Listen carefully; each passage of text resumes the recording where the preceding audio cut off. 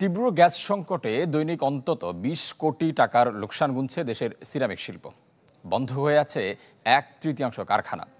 খাত সংশ্লিষ্টদের আশঙ্কা, চলমান সংকটের দ্রুত সমাধান করা না গেলে ব্যাংক ঋণের ফাঁদে আটকা পড়বেন অধিকাংশ বিনিয়োগকারী। বিশ্লেষকরা বলছেন, সম্ভাবনাময় এ খাতকে বাঁচিয়ে রাখতে নজর দিতে হবে নিরবচ্ছিন্ন জ্বালানি সরবরাহে। রাকিব আল জাবেদের রিপোর্ট, ক্যামেরায় ছিলেন নাসির উদ্দিন ভূঁইয়া।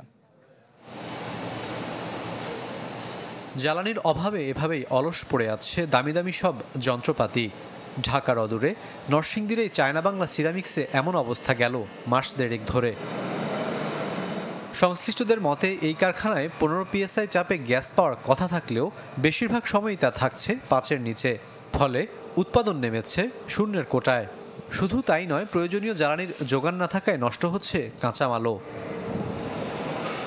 এই কারখানায় ৪ বছর ধরে কাজ করছেন ভারতীয় নাগরিক প্রমোদ চন্দ্র শর্মা। তার অভিজ্ঞতা হলো, বর্তমান সময়ের মতো সংকট হয়নি এর আগে। জানান, কেবল গ্যাসের অভাবে কারখানাগুলোর উৎপাদন নেমেছে ১/৩। Last 2 months situation is very horrible situation. We cannot continue. We cannot produce a 2-hour production in a day. If like that, we cannot survive in this situation. And also we cannot fulfill up our requirement of the customers. Bangladesh ceramic manufacturers and exporters association বিএসএমইর তথ্য বলছে, দেশে মোট কারখানা রয়েছে ৭০টি, যাতে বিনিয়োগ ছাড়িয়েছে ১৭,০০০ কোটি টাকা। কিন্তু গ্যাস সংকটে অচল হয়ে পড়েছে অন্তত ৩০টি। এছাড়া বিকল্প জ্বালানি ব্যবহারেও ব্যয় বেড়েছে আশঙ্কাজনক হারে। এই খাতের ব্যবসায়ীদের মতে, এসব কারণে দৈনিক ক্ষতি হচ্ছে অন্তত ২০ কোটি টাকা। প্রতিদিন আমাদের যে বর্তমানে যে পরিমাণ লস হচ্ছে, এই লসের পরিমাপ করা এটা আমাদের পক্ষে সম্ভব না। কারণ যেহেতু ফ্যাক্টরি বন্ধ, তাহলে আমাদের সবই তো লস। যদি গ্যাস যদি স্বাভাবিক না হয়, তো এই শিল্পটা কিন্তু একদম কিন্তু বেনিশ হয়ে যাবে। এখন আমরা গ্যাস পাচ্ছি না, বিদ্যুৎও নিরবিচ্ছিন্ন সরবরাহ এবং কোয়ালিটি বিদ্যুৎ পাচ্ছি না। এবং প্রোডাকশন ব্যাহত হচ্ছে গ্যাসের অভাবে। এলসি করতে পারছি না বলে, তারপরে ব্যাংকের সুদের যদি আমরা ঋণ শোধ না করতে পারি, তাহলে হচ্ছে আমরা ক্লাসিফাই হয়ে যাব। ঘূর্ণিঝড় রেমালে একটি এলএনজি সরবরাহকারী জাহাজ ক্ষতিগ্রস্ত হওয়ায় কমে যায় গ্যাসের যোগান। গেল ৩ মাসের তীব্র গ্যাস সংকটে এভাবেই চলতে চলতে হঠাৎ থমকে যায় সিরামিক্সের এসব কারখানাগুলোর কার্যক্রম। খাত সংশ্লিষ্টরা বলছেন, যদি এভাবে সামনের দিনগুলোতে চলতে থাকে তাহলে একেবারেই মুখ থুবড়ে পড়বে সম্ভাবনাময় খাতটি। তাই দাবি করেছেন দ্রুতই গ্যাস সংকট সমাধানের। রাকিব আল জাবেদ, চ্যানেল 24, নরসিংদী। রপ্তানি পণ্য বহুমুখী করতে ব্যবসায়ীদের প্রতি আহ্বান জানিয়েছেন প্রধানমন্ত্রী শেখ হাসিনা। তাগিদ দেন রপ্তানির নতুন গন্তব্য খুঁজে বের করার। এবার ৭৭ প্রতিষ্ঠান পেয়েছে বঙ্গবন্ধু শেখ মুজিব রপ্তানি ট্রফি। এতে সর্বোচ্চ বিদেশি মুদ্রা অর্জনকারী প্রতিষ্ঠান হিসেবে ট্রফি পায় হামিম গ্রুপের প্রতিষ্ঠান রিফাত গার্মেন্টস। রপ্তানিকারকদের উৎসাহ, বিদেশি মুদ্রা আহরণ ও কর্মসংস্থান সৃষ্টিতে অবদানের জন্য দেয়া হয় জাতীয় রপ্তানি ট্রফি।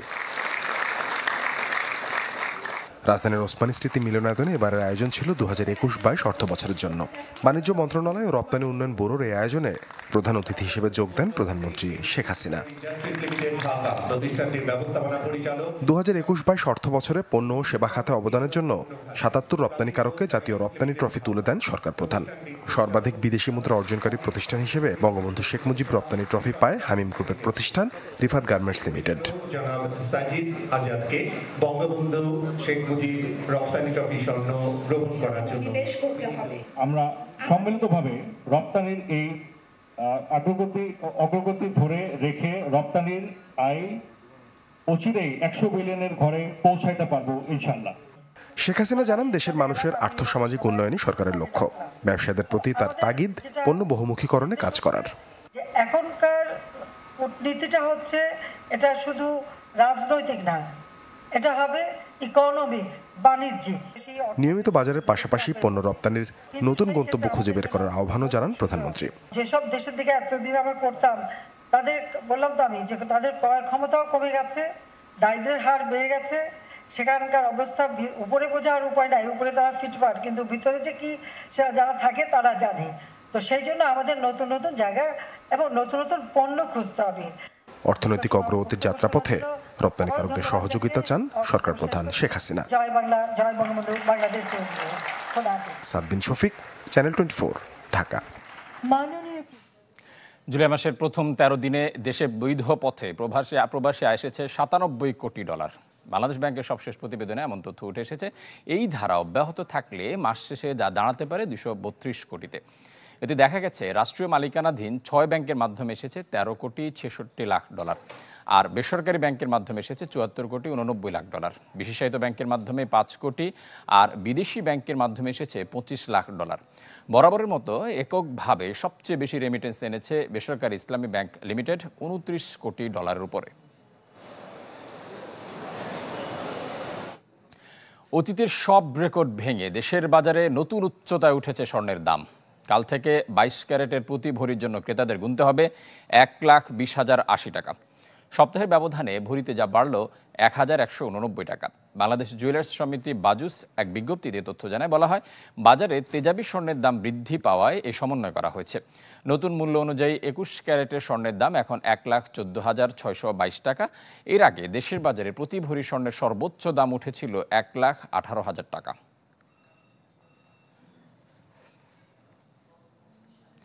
সরবরাহ সংকট না থাকলেও সপ্তাহের ব্যবধানে কেজিতে 30 টাকা বেড়েছে পেঁয়াজের দাম, আর এক বছরের ব্যবধানে যা দ্বিগুণ। ব্যবসায়ীরা বলছেন, বৃষ্টির প্রভাবে সংরক্ষণ ও পরিবহনের সমস্যা হওয়ায় দাম বেড়েছে মশলা জাতীয় পণ্যটির। অন্যদিকে কাঁচা মরিচের কেজি উঠেছে 350 টাকা। বাড়তি দামে বিক্রি হচ্ছে আলু সহ অন্যান্য সবজি। খুচরা বাজারে জালিয়াতিটা বেশি হয় পাইকারি বাজার থেকে। এই দোকানদাররা নেছে, দোকানদার করে ফিডাইলে তখন ঠিক হইব। এমন লাগে হনে আত্মহত্যা করতে মন চাইতেছে। নিত্যপণ্যের চড়া দামের চাপে ক্রেতার অস্বস্তি রূপ নিয়েছে ক্ষোভ আর ধিক্কারে। বাজারে পণ্যের চাহিদার কমতি নেই, প্রায় সব পণ্যের যোগান থাকলেও দাম কমার কোনো লক্ষণ নেই। কিন্তু কেন, সে প্রশ্নের যেন কোনো উত্তর নেই। তাই তো সপ্তাহ ব্যবধানে 30 টাকা আর বছর ব্যবধানে প্রায় দ্বিগুণ বেড়ে কেজিতে পেঁয়াজের দর ঠেকেছে 120 টাকায়। একটা মার্জিন ছিল, এখন আর মার্জিন নাই, যে যেভাবে পারতেছে রাখতেছে। এই আগে তো মানুষ আসছিল, এখন তো আর মানুষ নাই, এখন তো সব অমানুষ হয়ে গেছে। বছরের শুরুতে যে আলুতে স্বস্তি খুঁজেছিল সাধারণ মানুষ, বছরের মাঝামাঝি তার দাম এক প্রকার গলার কাটা। গত বছরের একই সময়ের তুলনায় কেজিতে বাড়তি অন্তত 20 টাকা। তথ্য বলছে, চাহিদার তুলনায় যোগান পর্যাপ্ত। উদ্বৃত্ত থাকার পরেও 1 কেজি মাঝারি মানের চালের চেয়ে এখন আলুর দাম বেশি। সরকার পুরোপুরি ব্যর্থ এখানে, কারণ বাজার নিয়ন্ত্রণ না করতে পারলে সাধারণ মানুষ কি করে চলবে বলেন। আলু 60 টাকা বিক্রি করতেছি আমরা, তারপর আমাদের লাভ নাই, এখন অনেক দাম বেশি কিনা লাগে। কাঁচা বাজারে ঝাঁঝ কমছে না কাঁচা মরিচেও। মোহাম্মদপুরের টাউন হল বাজারে পণ্যটি বিক্রি হচ্ছে 300 টাকার উপরে। বেগুনের কেজি 120, করলা 150 আর টমেটো ছাড়িয়েছে 200 ঘর। প্রচুর দাম জিনিসপত্রের। সাধারণ মানুষ পুরোপুরি নাজেহাল, কর্তৃপক্ষ পুরোপুরি ব্যর্থ। সৎভাবে টাকা পয়সা ইনকাম করে সৎভাবে খাওয়াটা কষ্টকর, কিন্তু কিছু তো করার নাই। দুর্নীতি দূরে বইরে গেছে দুর্নীতিবাজরা, সরকারি চাকরিজীবীরা, আর আমরা মরতেছি। উচ্চ মূল্যস্ফীতিতে ব্যয় হচ্ছে সাধারণের আয়ের একটি বড় অংশ। গেল অর্থ বছরে মূল্যস্ফীতি 13 বছরের মধ্যে রেকর্ড 9.73%, আর খাদ্যে যা 10.5-এর উপরে। Moinul Hasan, channel 24, Dhaka. First security Islami bank PLC business 24 নিচ্ছে একটা বিরতি, সাথে থাকুন। দেখছেন first security Islami bank PLC business 24। এবছর নয়, 2025 সালের 1 জুলাই থেকে কার্যকর হবে সর্বজনীন পেনশনের নতুন স্কিম প্রত্যয়। এক বিজ্ঞপ্তির মাধ্যমে তথ্য নিশ্চিত করেছে জাতীয় পেনশন কর্তৃপক্ষ। বলা হয়, 2025 সালে একই সঙ্গে সরকারি, স্বায়ত্তশাসিত সহ অন্য সব প্রতিষ্ঠানের কর্মকর্তা কর্মচারীদের সর্বজনীন পেনশনের আওতায় আনা হবে। সেক্ষেত্রে সরকারি চাকরিজীবীদের জন্য সেবক নামে আরেকটি স্কিম চালু হবে। বর্তমানে সমতা, সুরক্ষা, প্রবাস ও প্রগতি নামের 4টি স্কিমে 3.5 লাখের বেশি মানুষ অংশগ্রহণ করেছে, আর জমাকৃত টাকার পরিমাণ ছাড়িয়েছে 100 কোটির ঘর।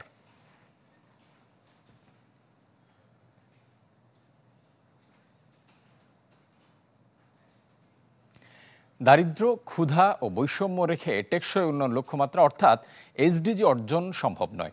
সেজন্য চরম দারিদ্র্য সীমার নিচে বসবাসকারী জনগোষ্ঠীকে স্বাবলম্বী করে তুলতে হবে। পল্লী কর্মসহায়ক ফাউন্ডেশনের এক অনুষ্ঠানে এসব কথা বলেন বক্তারা। এ সময় পিকেএসএফ এর চেয়ারম্যান জানান, ইউরোপীয় ইউনিয়নের অর্থায়নে চলমান চরম দারিদ্র্য নিরসন প্রকল্পের মেয়াদ বাড়ানো দরকার। আর এসডিজি বাস্তবায়নে আরও কার্যকরী পদক্ষেপ নেওয়ার পরামর্শ দেন ইউরোপীয় ইউনিয়নের রাষ্ট্রদূত চার্লস হোয়াইটলি।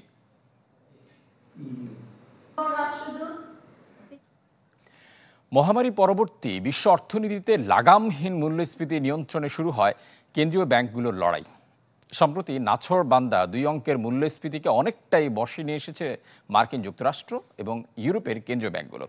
তবে অর্থনীতিবিদদের পূর্বাভাস খুব বেশি সময়ের জন্য স্থায়ী হবে না কেন্দ্রীয় ব্যাংকগুলোর নীতি নির্ধারকদের এই হাসি।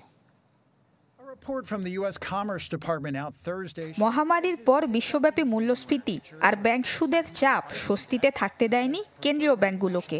এরপরও সুদের হার কমার এক ধরনের প্রভাব লক্ষ্য করা যাচ্ছে, কিন্তু পণ্যের সরবরাহ সংকট, দ্বিপাক্ষিক বাণিজ্যে জটিলতা, মধ্যপ্রাচ্যে যুদ্ধের আশঙ্কা এবং ট্রাম্পের দ্বিতীয়বার যুক্তরাষ্ট্রের মসনদে ফেরার সম্ভাবনায় হাসি ফিকে হয়ে যাবার আভাস পাওয়া যাচ্ছে।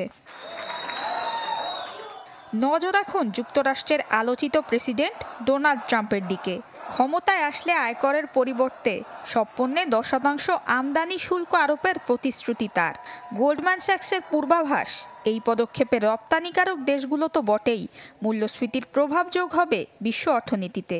সেই সাথে চীনা পণ্যে 60% অতিরিক্ত আমদানি শুল্ক আরোপের পরিকল্পনা ট্রাম্পের। পাল্টা জবাবে চীন পদক্ষেপ নিলে আরও বাড়বে আমদানি খরচ। অন্যদিকে বিশ্বব্যাংকের তথ্য মতে জলবায়ু পরিবর্তন এবং পরিবেশ বান্ধব বিভিন্ন প্রকল্পে বিনিয়োগ বাড়ার প্রভাবে বিশ্বব্যাপী পণ্যমূল্য ঊর্ধ্বমুখী। সাথে যুদ্ধ, মহামারী বা পণ্য সংকট মোকাবেলায় রাজনীতিবিদদের ঋণপ্রীতি তো রয়েছেই। আমদানি রপ্তানি সংক্রান্ত সমস্যা যে কোনো সময় অপ্রত্যাশিত জটিলতা তৈরি করবে। সরবরাহ সংকট কেন্দ্রীয় ব্যাংকের নাক গলানোর বিষয় না হলেও বাস্তবতায় মূল্যস্ফীতি ও সুদহার বৃদ্ধি দুটোই সরবরাহ সংকটের সাথে ওতপ্রোতভাবে জড়িত। তাত্ত্বিক কথার ভিড়ে বাস্তবতার চিত্র একেবারেই অন্যরকম, যেখানে যুদ্ধে জয়ী হতে হবে ব্যাংকগুলোকে, আর জয়ের শতাংশের গণনা নিয়ে এখনও চলছে হিসেব নিকেশ। Nusrat Moumi, channel 24। First security Islami bank PLC business 24 নিচে আরও একটা বিরতি, সাথে থাকুন। দেখছেন first security Islami bank PLC business 24। যুক্তরাষ্ট্রের নাসডাকে তালিকাভুক্ত হওয়ার লক্ষ্য বাংলাদেশি স্টার্টআপ প্রতিষ্ঠান শপাপের। এক সংবাদ সম্মেলনে তথ্য জানান শপাপের প্রতিষ্ঠাতা ও প্রধান নির্বাহী আফিফ জুবায়ের জামান। বলেন, বাংলাদেশে আরেকটি ইউনিকর্ন প্রতিষ্ঠান হিসেবে নিজেদের প্রতিষ্ঠা করতে চায় শপাপ। তাছাড়া 2026 সালের মধ্যে দেশের অর্ধেক জনসংখ্যাকে নিজেদের সেবায় আওতায় নিয়ে আসতে চায় প্রতিষ্ঠানটি। এ সময় সম্মেলনে উপস্থিত ছিলেন প্রতিষ্ঠানটির প্রেসিডেন্ট মামুন রশিদ সহ আরও অনেকেই।